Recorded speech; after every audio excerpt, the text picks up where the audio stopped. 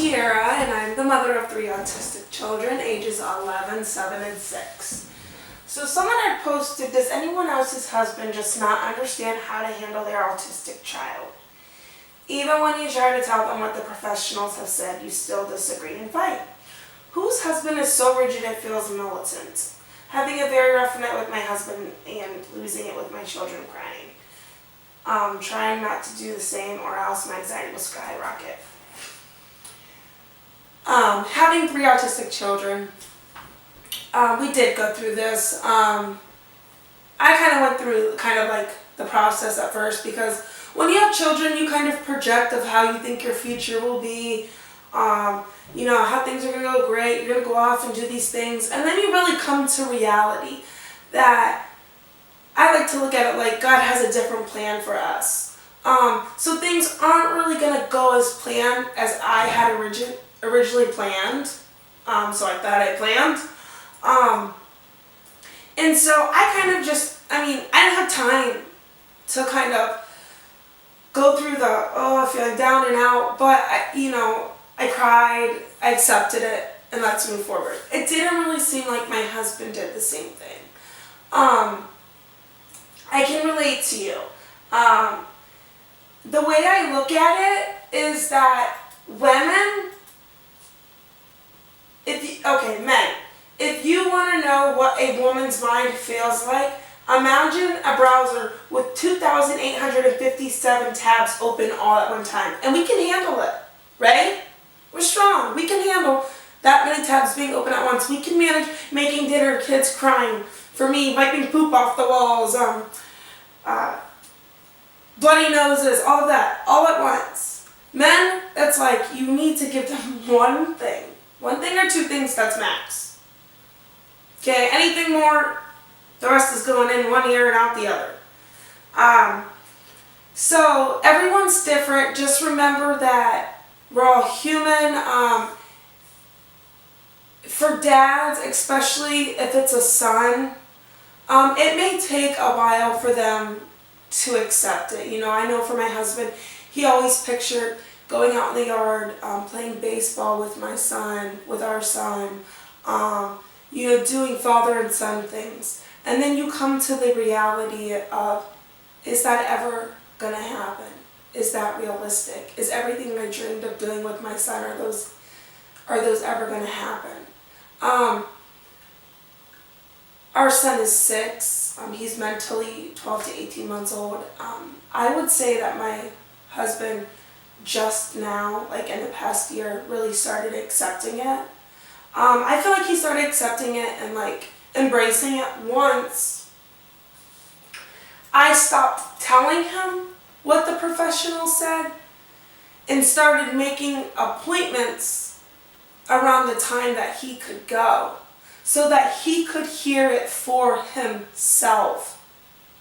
That it no longer came from me. Because sometimes we can look at each other like the enemy. What's he doing to me? What's she doing to me?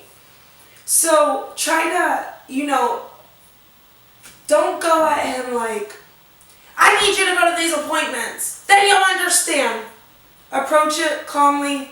Hey, I made this appointment at this time. They have a set work schedule.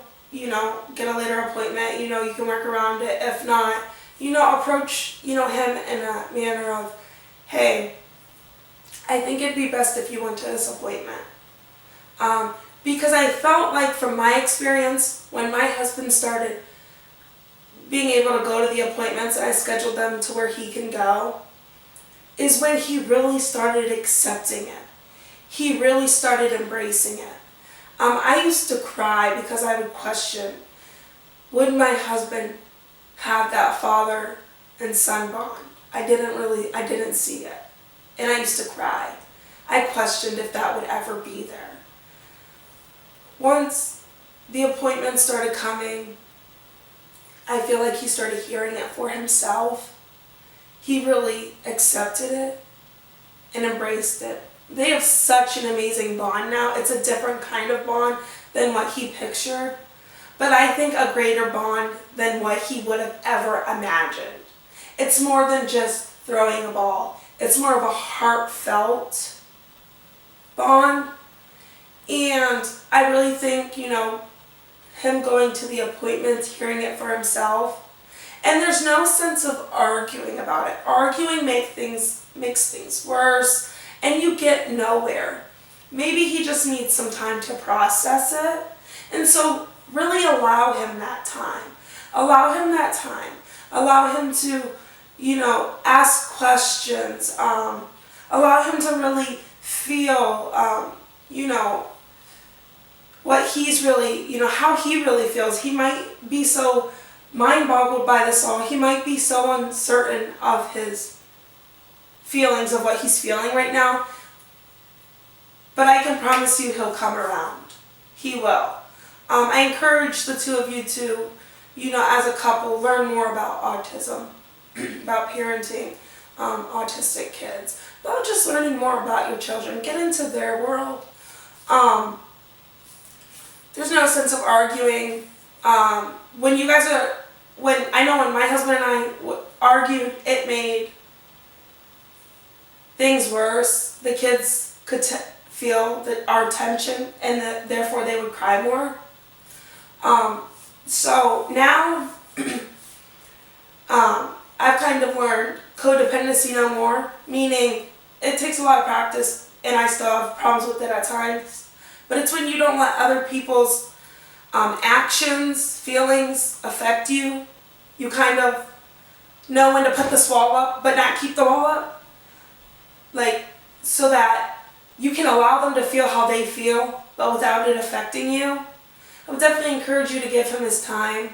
Like I said, we can have, the 2,857 tabs open, and they have 2. And also autism, when just learning about the diagnosis, is a grieving process. As crazy as it sounds, it really is. Like I said, you go through your mind thinking the way you planned your future, and to realize that your future really isn't going to go like that. So I hope that by sharing what I've experienced and what things I've been through, that it helped you in any way, and making you feel like you're not alone. And crying, I cry all the time still. I'll get in the shower, have a hot shower, and I'll just bawl my eyes out. And you know what I've realized? Is that crying is so cleansing for the soul. Because after I'm done crying, I get out and I feel amazing. I feel like I'm ready to take on everything that's thrown at me. So I always encourage people to cry. That's what your body's letting you know it's hurting, your soul's hurting. Let the tears flow. It's a cleansing process. It's your feelings coming out. Let your body cleanse. Because after you cry, you'll feel so much better. I wish you nothing but the best. And let me know if there's anything or any questions that you have that maybe I can help. Thank you.